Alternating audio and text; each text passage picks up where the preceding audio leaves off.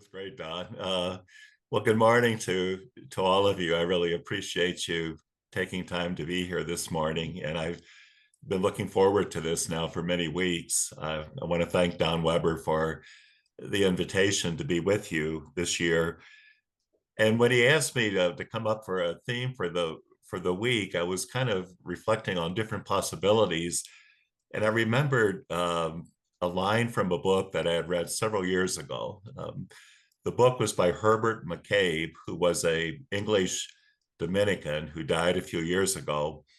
Well, he wrote this little book called The Good Life: Ethics and the Pursuit of Happiness. Well, first of all, that title grabbed me because anything that promises to tell you something about the good life and what happiness is, I think naturally gets our attention.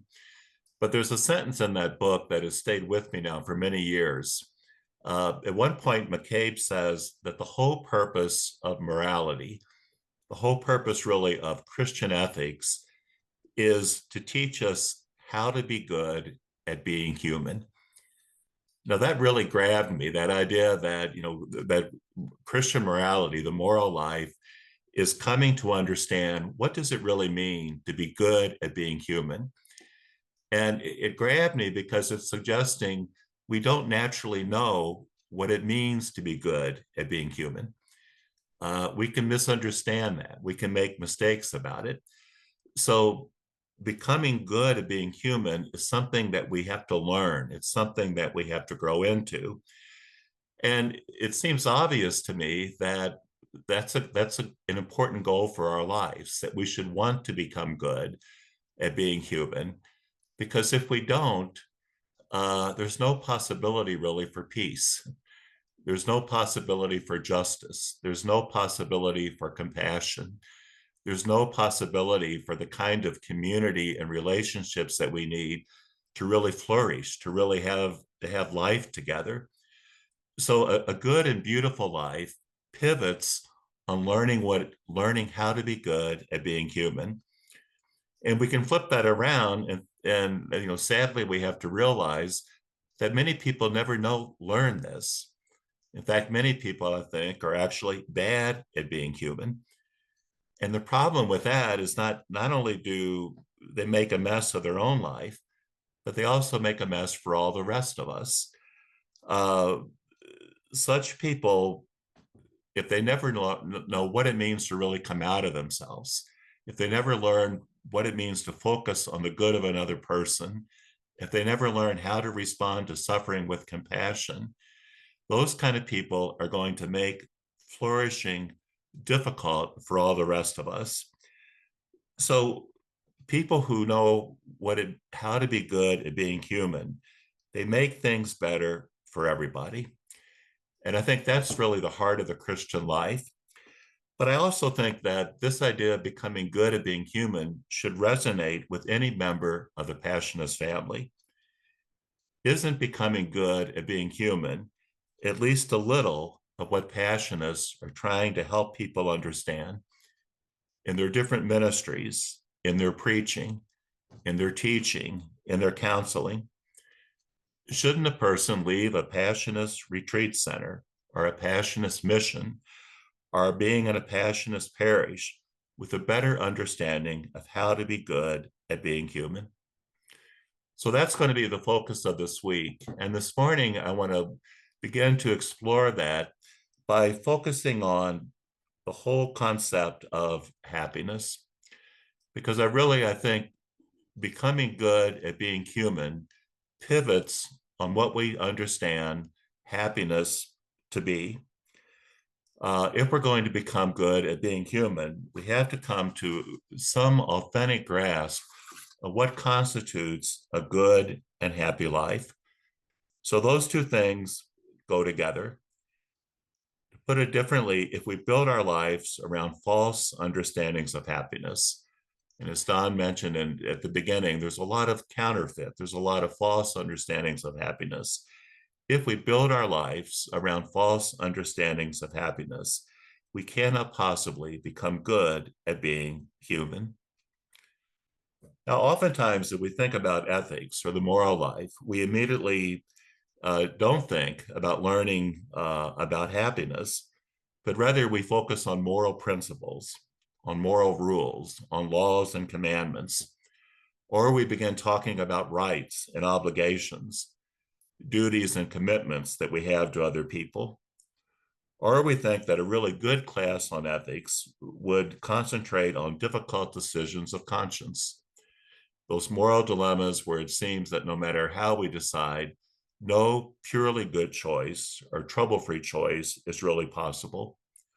Or we think that a course on ethics would zero in on some of the confounding moral dilemmas of our day, questions of war and peace, questions of justice, questions dealing with climate change and global warming, with gun violence, with issues of biomedical ethics, such as physician-assisted suicide, or questions of economic inequality.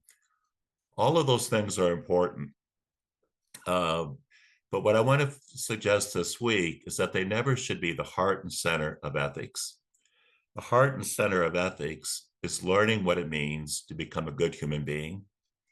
The heart and center of ethics is learning what it means to shape a truly good and beautiful life. And those, I think, are not just empty statements. I think the kind of legacy that each of us wants is to be remembered for someone who truly did shape a good and beautiful life. To understand that, I think we have to begin talking about happiness. But why start there? I think simply because happiness is one thing everybody wants.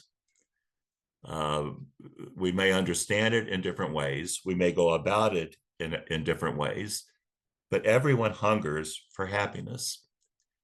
Everyone thirsts for some sense of meaning, for some sense of peace and contentment, for some sense of fulfillment in life. To put it another way, we want to know what would be a life that is truly befitting of human beings. What would be a life that is truly befitting of human beings? What is a good life?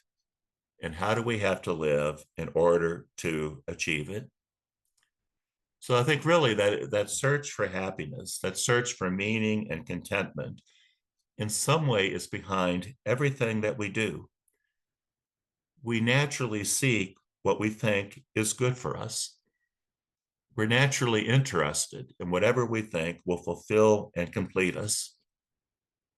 And I suspect that even some of the things that we most regret in our lives were not things that were intentionally wrong. We don't start out thinking about how can I do wrong here? But I think many times the deepest regrets in our life really came from misunderstandings about happiness. So we're seeking, something that we believe is good for us. A lot of the mistakes of our life, I think that we realize maybe we misunderstood that, or maybe we went about it in the wrong way.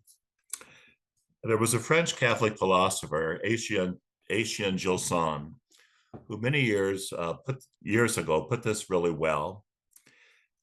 He wrote that the purpose of Christian morality was to teach men and women how they must live if the story of their lives is to have a happy ending. Now, that sounds really simple and straightforward, but I think it's great.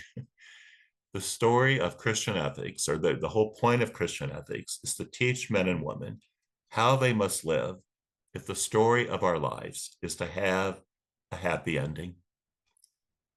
So how do we have to shape our life? What must we come to love and to cherish, to devote ourselves to, if we are to reach the greatest possible beauty and excellence as human beings?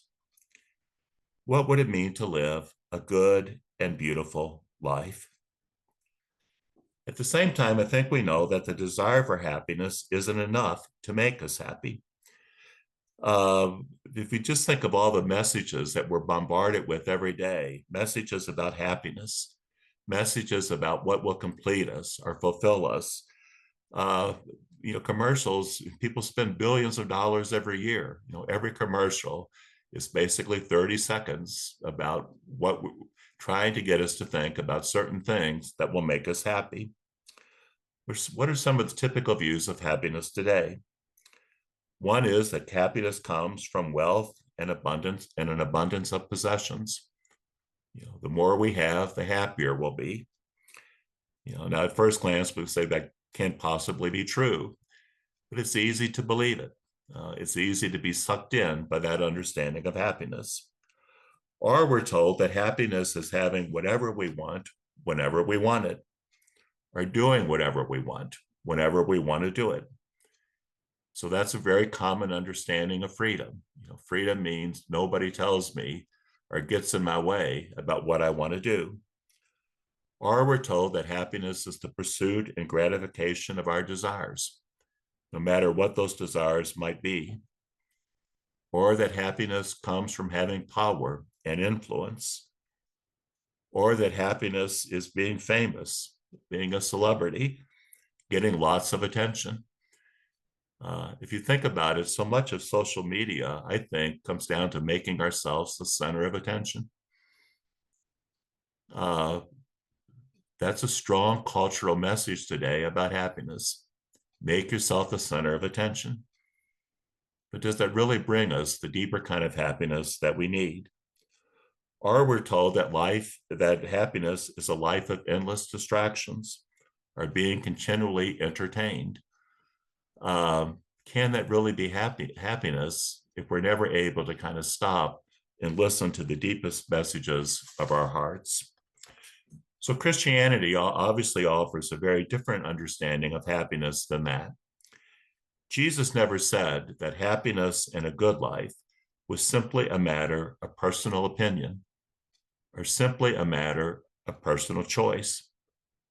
Jesus never said that happiness must be something each of us have to be free to figure out all by ourselves, something that we create and determine all by ourselves. But that's a fundamental, very strong cultural message. We're raised in a culture that tells us each of us has to decide on our own the meaning and purpose of happiness. But the Gospels obviously say something very different. The Gospel suggests that happiness is something we learn and grow into by taking up a path, namely the path of discipleship. The Gospels tell us that we learn how to be good at being human and how to find happiness, peace, and fulfillment by following in the way of Christ and by growing in the attitudes, values, priorities, and actions of Christ. So really, the Gospels are saying we're not naturally happy. To become happy, we have to change. We have to be transformed. We have to live the path, the way of discipleship. So this morning, I want to look at what does Jesus teach us about happiness? What is the Gospel's message about happiness? But before doing that, I just want to make a preliminary distinction between pleasure and happiness, because sometimes I think we can use those two words interchangeably. But really, pleasure and happiness are very different, I think, for at least three reasons. First, I forgot to mention there is an outline for this morning, and if following this, a lot of this is on the outline. So following that helps you, that's great. But one difference between pleasure and happiness is that pleasures come and go, but happiness is something that lasts. Happiness is deeper, more resilient, more unshakable than pleasure. For example, last night, I got a lot of pleasure out of a piece of cherry pie. It was really good. So the pleasure from that cherry pie was immediate and even fairly intense. I mean, it was a really good piece of cherry pie. Unfortunately, the pleasure's gone. Now it's Monday morning. That cherry pie is in the past. Well, pleasures are intense, they're memorable, but they come and go. They're immediately gratifying, but they don't last. Happiness is different. It would be very odd if you asked me, Paul, are you happy? And I said, well, I was yesterday, but I'm not sure about today. And don't ask me yet about tomorrow. That would be a really strange response because happiness is something that goes deeper than pleasure. It's something far more stable, far more resilient and long lasting than pleasure. A second difference between happiness and pleasure is that Christianity teaches that happiness is inseparable from goodness. So that's a strong moral claim. Christianity is saying in order to be really happy, you have to become good. So the happy person is the virtuous person, the person whose character is genuinely good, a person of integrity. But we know that each of us can find pleasure in things that are wrong. I can find pleasure in spreading a rumor about somebody else. I can find pleasure in saying things that maybe aren't exactly true. Uh, but that's not happiness. Happiness is going to come from goodness. Third, unlike pleasure, happiness is not so much an emotional state, but happiness is really a distinctive way of life. Happiness is a way of life, it's a form of life. Happiness is a way of being and acting that requires the ongoing transformation of ourselves. Now, that is really important. I think we tend to think that happiness is an emotion. Jesus is saying no. Happiness is not a fickle emotional state. Happiness is a distinctive way of life, a distinctive way of being and acting that requires the ongoing transformation of ourselves. To become happy, we have to become a certain kind of person, namely a good person. So I want to turn now to the Beatitudes, because if you ask, what does Jesus teach about happiness? It's very clear. The most succinct summary of Jesus's teaching on happiness is found in the Beatitudes. It's the Sermon on the Mount, which begins in the 5th chapter of the Gospel of Matthew, and the Sermon on the Plain that begins in the 6th chapter of the Gospel of Luke. The Beatitudes have rightly been called Christ's answer to the question of happiness. Christ's answer to the question of happiness. Now, the word beatitude comes from the Latin word beatus. Beatus can be translated as either happy or blessed. In most gospel translations, when we turn to the Beatitudes, beatus is translated as blessed. Blessed are the peacemakers, blessed are those who mourn. But we could just as easily say, happy are the peacemakers, happy are the poor in spirit, happy are those who hunger and thirst for righteousness. So to live the Beatitudes is to take them up and to practice them each day of our life. That's what Jesus is saying. To live the Beatitudes, or to have a happy and a good life, is not thinking about the Beatitudes. It's not having long discussions about the Beatitudes, but rather it's taking them to heart and living them as best as we can day after day. So Jesus is saying that the Beatitudes comprise a way of life that needs to be followed. He's telling us that happiness isn't something that just happens to us. It isn't something that we just fall into and just as easily fall out of. But rather, Jesus is saying that happiness is something we do. Happiness is an activity, really a set of activities that Jesus calls the Beatitudes. Jesus is teaching that we will be happy when we grow into the attitudes and actions of the Beatitudes. We will be happy when we commit to being peacemakers, when we commit to being humble and merciful, when we are people characterized by purity of heart, and when we commit to securing justice for others. Doing each of these things not only leads to happiness, but is happiness. Now, I want to say that again and again, that doing each of these things not only leads to happiness, but is happiness. The Beatitudes outline a path to happiness. To become good at being human, we are called to follow that path. Now, at first doubt, this all sounds great until we actually dip into the Beatitudes and look at them.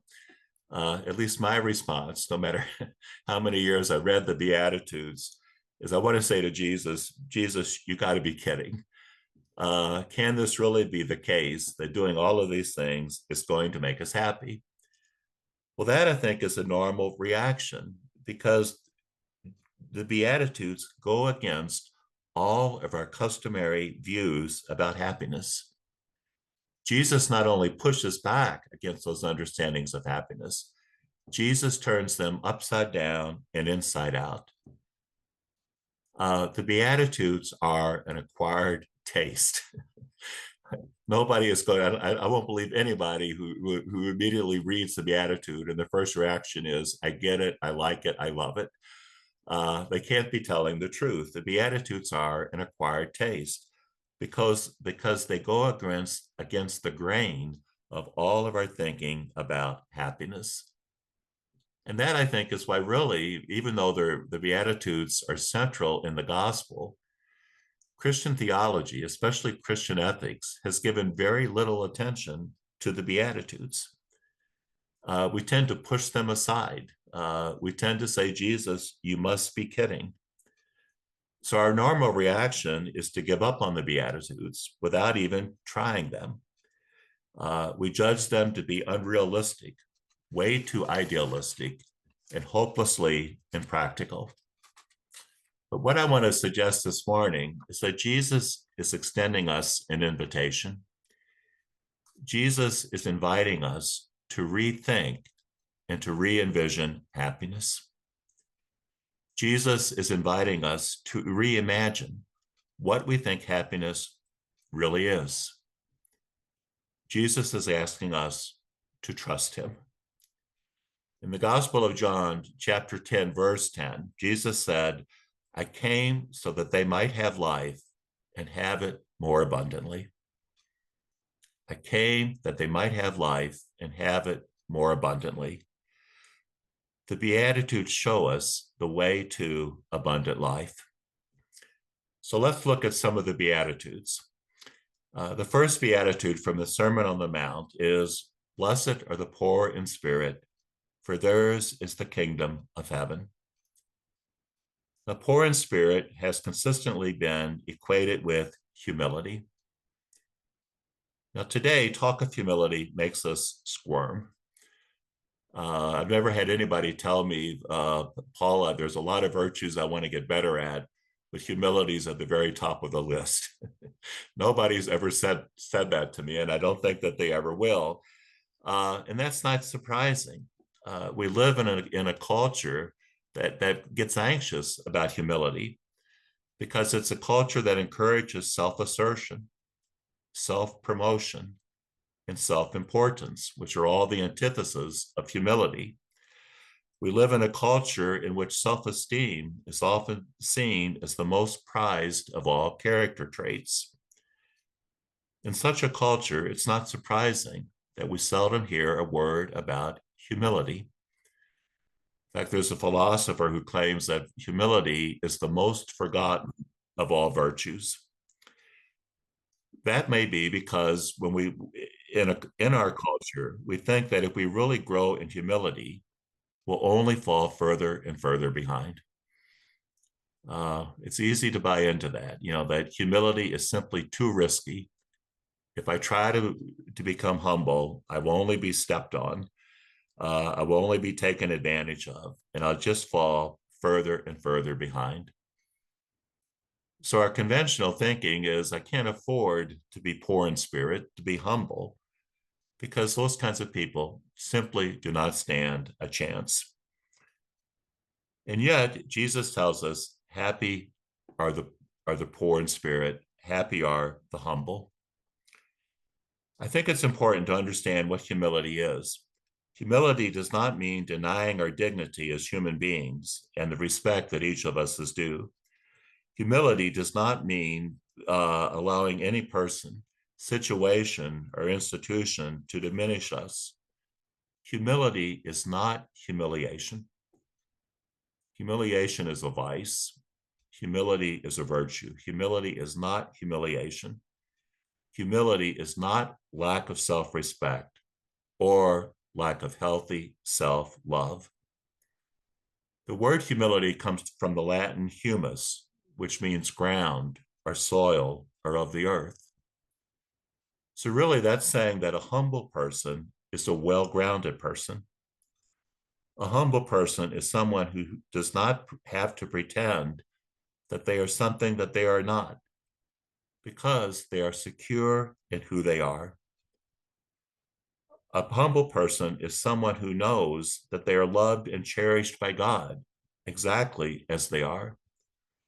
So in a way, humility is the Christian word for self-confidence. It's not a lack of confidence. Humility is saying we have confidence because we live from the love that God has for each of us. Humble people know they do not have to make themselves count.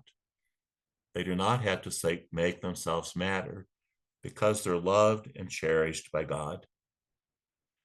And because they're free to be themselves and secure in who they are, they can love, appreciate, and take joy in others. Now, this I think is really so important.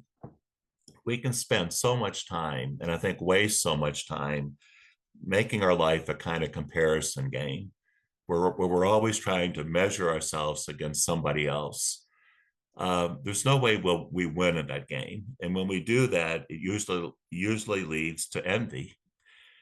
Instead of being grateful for what God has given me, when I'm making that comparison game, typically I end up envying somebody else for what they have and what I don't.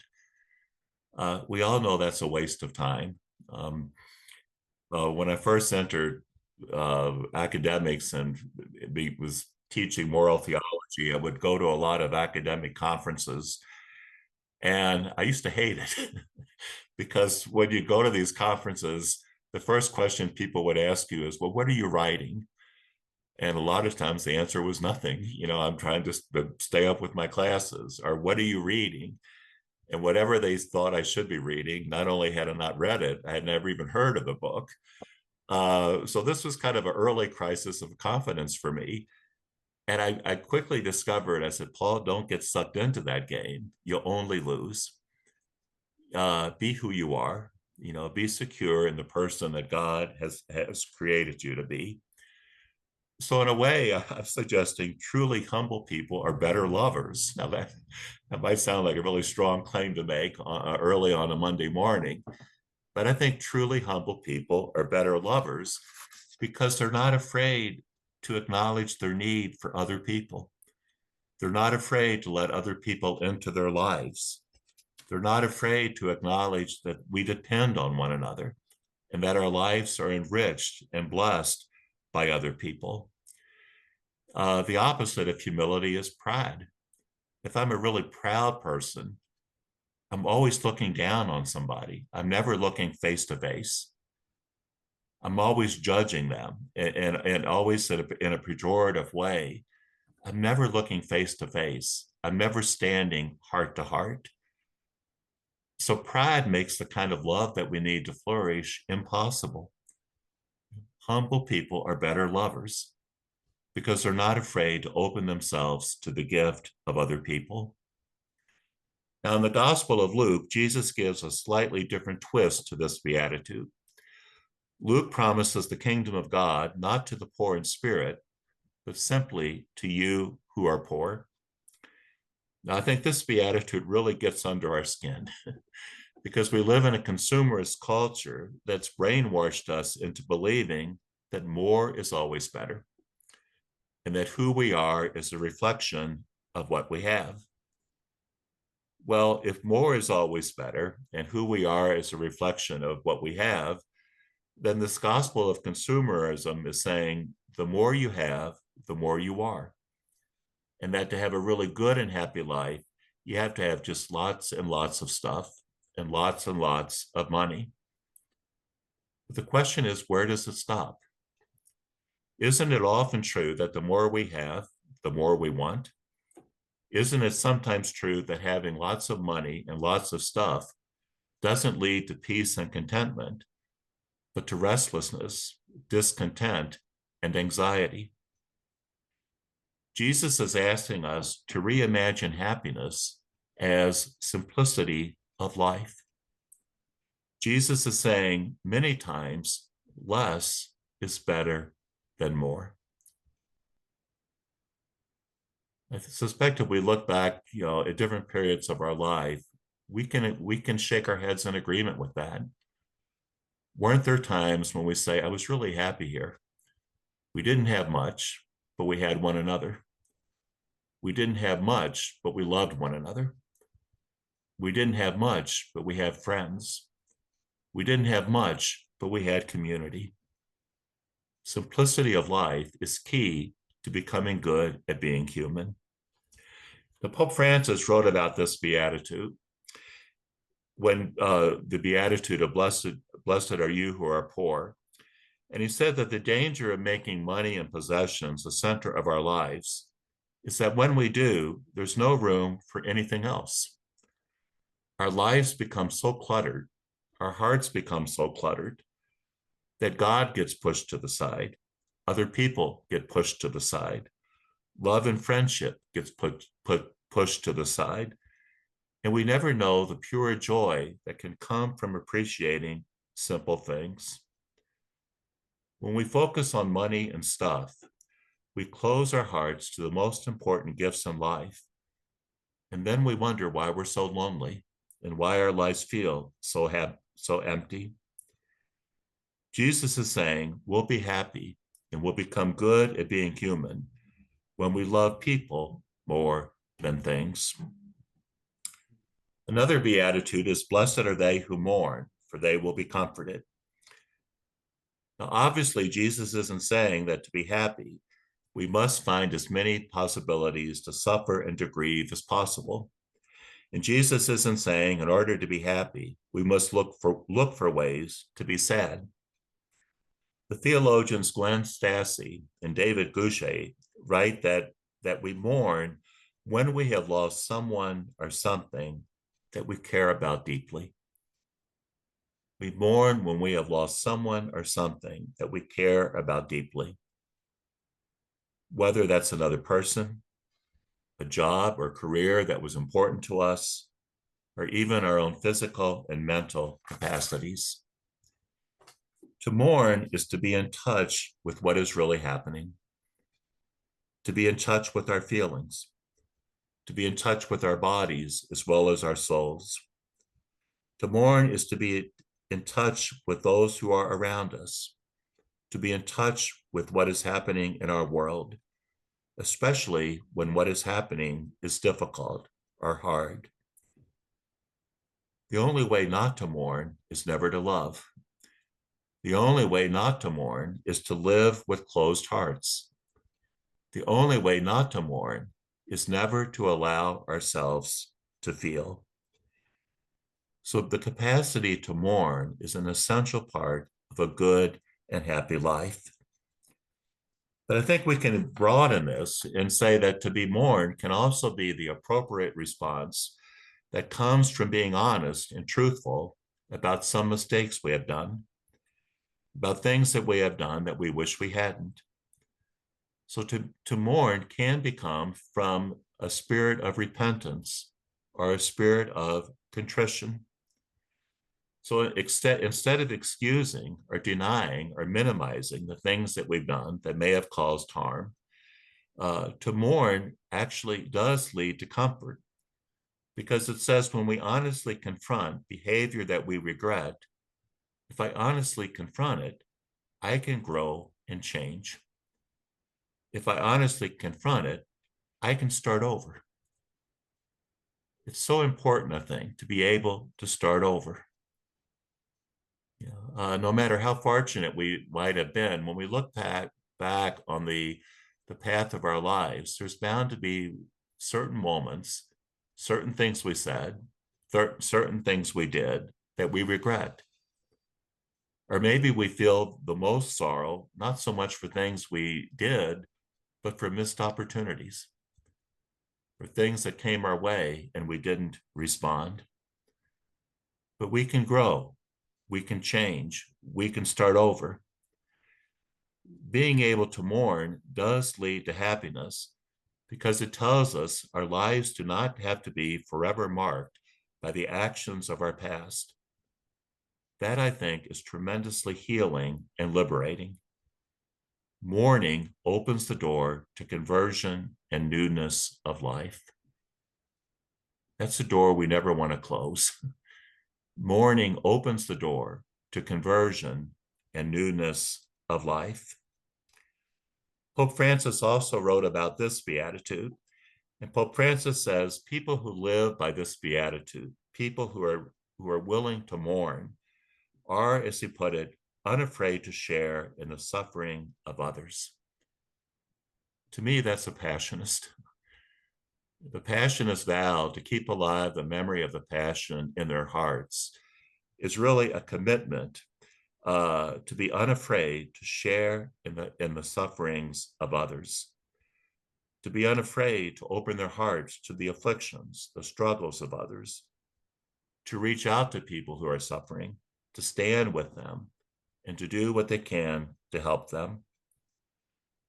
Pope Francis captured the heart of this beatitude when he said, "A person who sees things as they truly are and sympathizes with pain and sorrow is capable of touching life's depths and finding authentic happiness."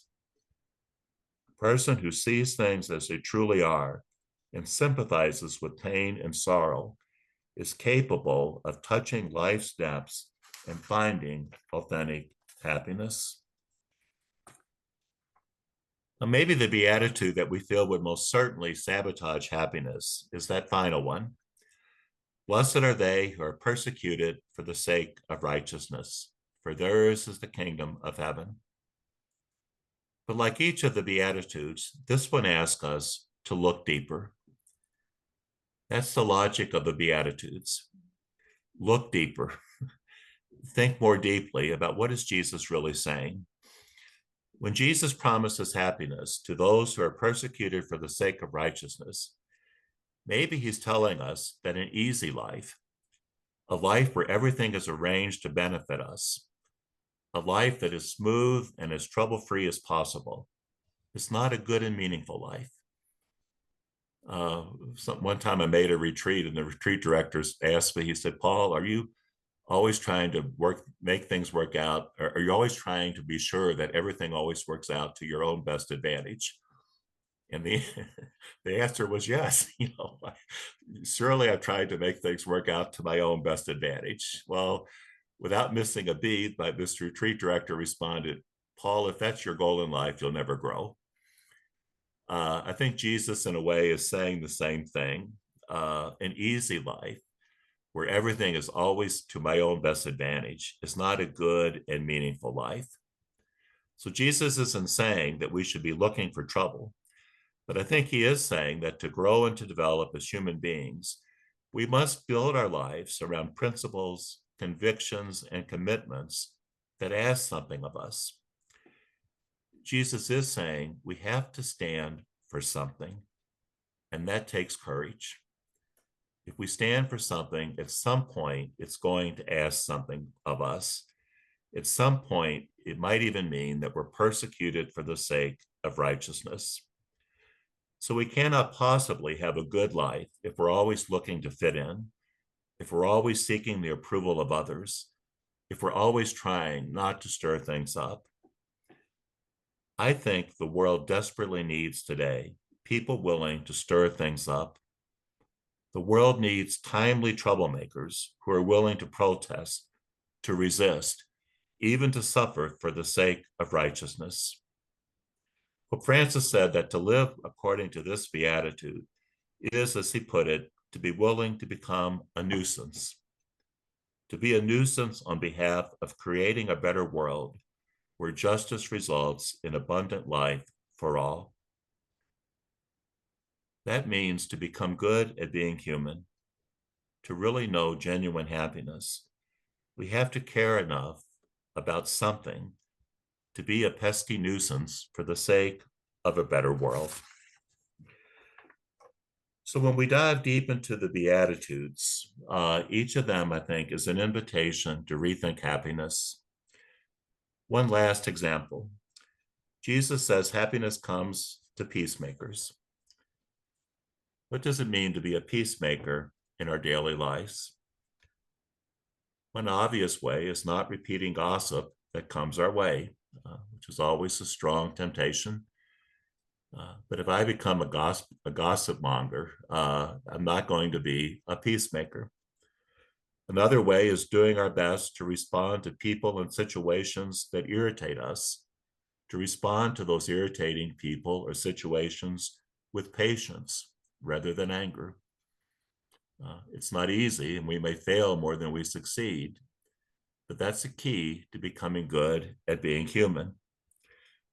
Another way is to be open to forgiveness and reconciliation, not to harden our hearts, not to be overly judgmental. We're a peacemaker when we give other people the benefit of the doubt. Thomas Aquinas said that's an essential part of justice, giving other people the benefit of the doubt.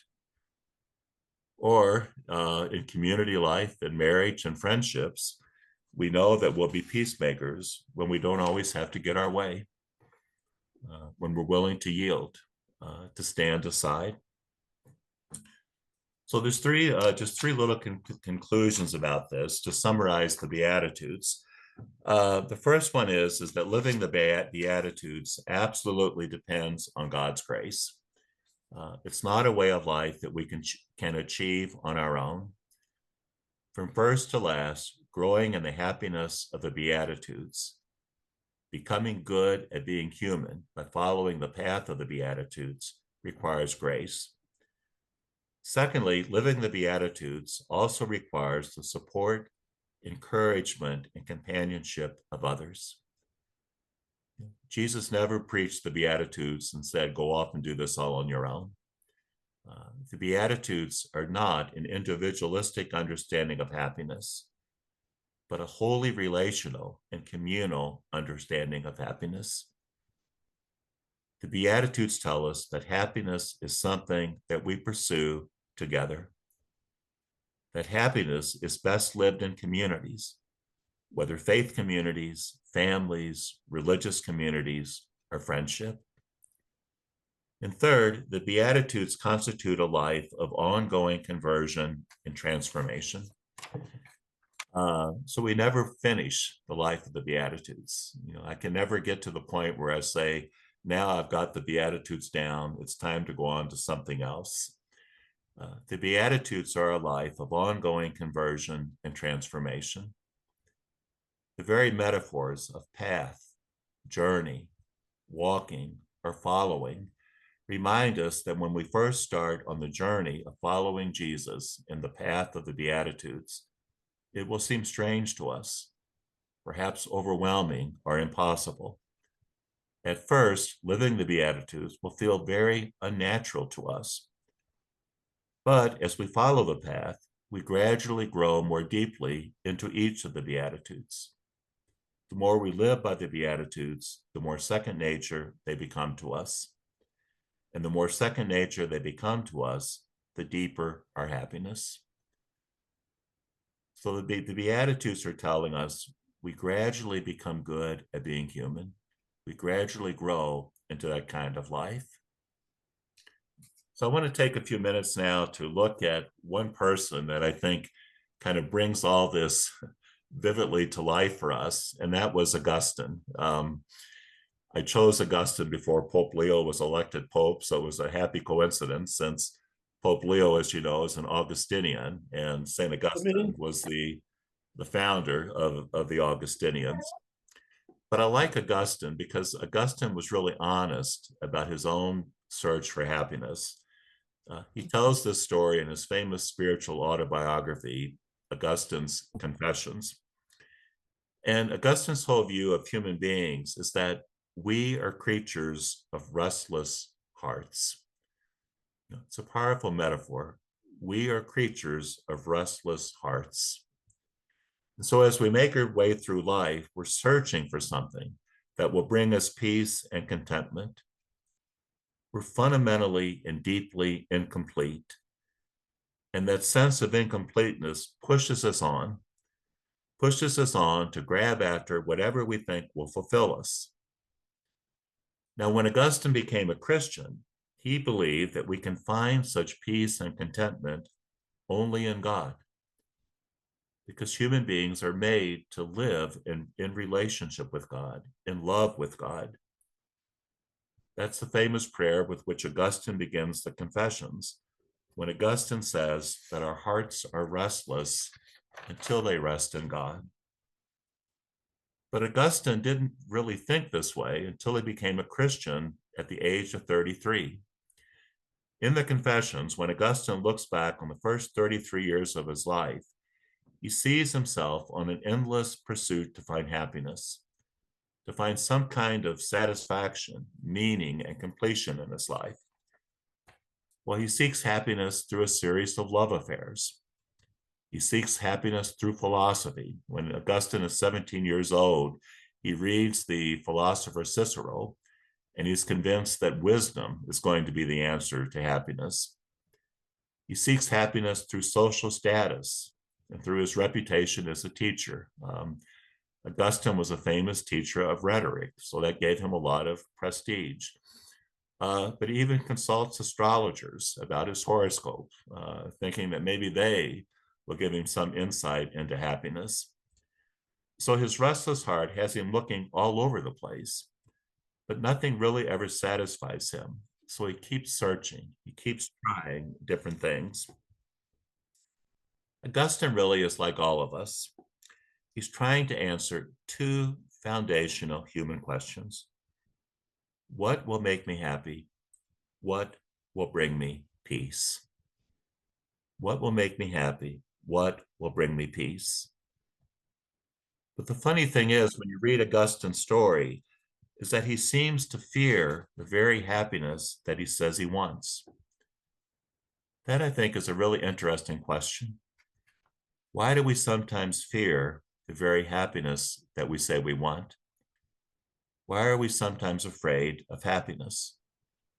I mean, Augustine knows he's not happy, and he's coming to believe that his happiness will be connected to God and to life in Christ. But despite knowing this, he cannot let go of the life that he's been living. So even though he's not happy, he's miserable. Even though he's not happy, he clings to that life. So he's the perfect example of a man with a divided heart, wanting something, but also not wanting it, reaching out to something, but also pulling back. To me, it reminds me of the first time I tried to jump off a high dive. It took me forever. I get to the end of that high dive and I would step back.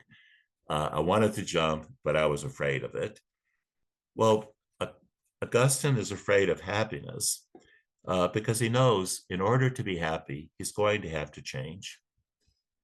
Happiness will reorder his values, his priorities. He'll have to change what he loves and how he loves it. He'll have to leave some old habits behind. But Augustine knows that old habits die hard.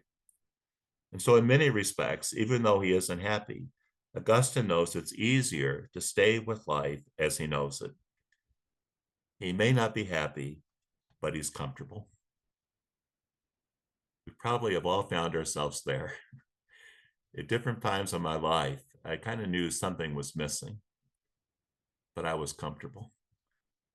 I was afraid to kind of reach out and to find out what's missing. What more needs to be found? How do I have to change? So Augustine becomes a Christian in the year 387. A year after his conversion, he writes a short little book called The Way of Life of the Catholic Church. And in that book, he makes four fundamental claims about happiness. First, we all want to be happy. Augustine thinks that's obvious. Second, we will not be happy if we lack what we love. So Augustine is connecting happiness with love. Happiness, a good life, is going to have something fundamentally to do with love. Third, we will not be happy if we have what we love, but what we love is harmful. And fourth, we will not be happy until we have learned to love what is best. So, what is Augustine teaching us about happiness? I think he's saying that happiness comes from both loving and possessing what is best for human beings. So, happiness comes from love, but only if I learn to direct my love, to direct my life to loving what is best for us. So, think about what Augustine's saying. Augustine is saying, I can have what I want and still not be happy. I can have what I want and still not be happy if what I want either is not good for me or if I expect more from it than it can give me. I think that's a really common human uh, judgment or condition, that we oftentimes expect more from things that we love than they can rightly give us. Whether it's another person, our favorite sports team, whatever it might be. It's not that we're loving the wrong things. Augustine isn't saying that. We tend to love things that are good, but sometimes we can expect more from the things they love than they can really give us. Human beings were creatures of devotion, but we can become overly devoted to things that are good, but maybe do not deserve the time and attention that we give them. So Augustine is saying, in order to be happy, to be really good at being human, our love has to aim high. We must focus our life on the highest and most perfect good, what Augustine called the summum bonum, the highest good. And for him, that is God.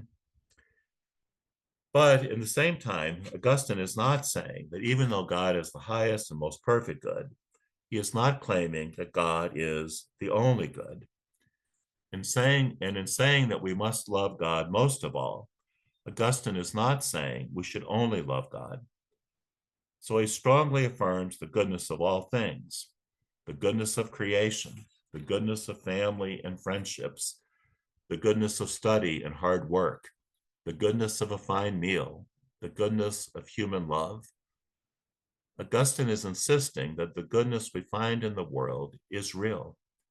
We should love that. We should cherish it and be grateful for it. So God may be the most important and necessary good, but we are not meant to live as if God is the only good. Second, Augustine is telling us because we cannot know and love God perfectly in this life, our happiness will always be, in some way, imperfect and complete. Our lives are moving toward God. They're oriented to God. But the very idea of a journey tells us that we're always on the way. The end always lies ahead of us. So we're moving towards God. We're becoming closer to God, but we're not yet perfectly united with God. That means there always will be a kind of already, but not yet quality to human happiness. It's real, but it's not perfect. But our happiness is also going to be incomplete because human beings, we live in time. We experience profound moments of love and intimacy that we wish would never end, but they do.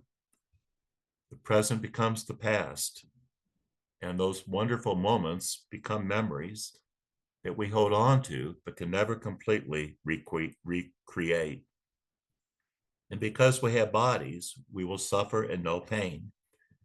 We get sick, we suffer hardships, we experience painful losses. Life doesn't always go well for us. That too impacts our happiness. And third, and this I think is really important for us today, is that for Augustine, happiness is inherently social. So we can understand this in three ways. When Augustine is saying happiness is inherently social, He says our love for God should always unfold in love for others. Our love for God should always unfold in love for others. So loving God should never mean turning away from other people. Just the opposite. If I really love God, then I ought to love more and more of my neighbors. My love of God should never make the circle of love small in my life. It should never make my love cozy and comfortable, but just the opposite. Loving God should always challenge me to extend, to stretch the circle of love in my life, never to narrow it. Second, for Augustine, happiness is inherently social because we, human beings, are inherently social. Augustine believed we cannot have a good and meaningful life without others because human beings are not meant to go at life alone. We are created for community, created for friendship, created for deep, lasting, intimate relationships. So people who lack these, people who have no one that they feel really cares for them, no one they can turn to, Augustine would say that's a really serious moral and spiritual dilemma. And I mention that because we know, I mean, there's so many people today, I think, fall in that category. They're stricken with loneliness. There's been surveys where people have said, I really have no one to turn to, no one that I feel I can talk to. So a more individualistic understanding of happiness would never make sense to Augustine. As he saw it, we cannot thrive and flourish without others. Again, happiness is something we pursue together. Other people don't get in the way of my happiness, they make it possible. And then finally, the social character of happiness means I cannot pursue my own happiness without also always considering the happiness and well being of others. So Augustine is saying, if I'm only thinking of myself, I have it wrong. Becoming good at being human, really knowing happiness, heightens my responsibility for others and my responsibility to care for them. In other words, Augustine is saying we can never gain our own happiness by turning our back on others. We can never gain our own happiness by turning our back on others. Happiness requires justice. So I know that's a lot to lay out this morning, but I hope it was helpful. Again, it was kind of giving this like a beginning kind of introduction to what it might mean to become good at being human, and to think of that this morning, kind of through the lens of happiness. So I'll stop now. I thank you for listening patiently. And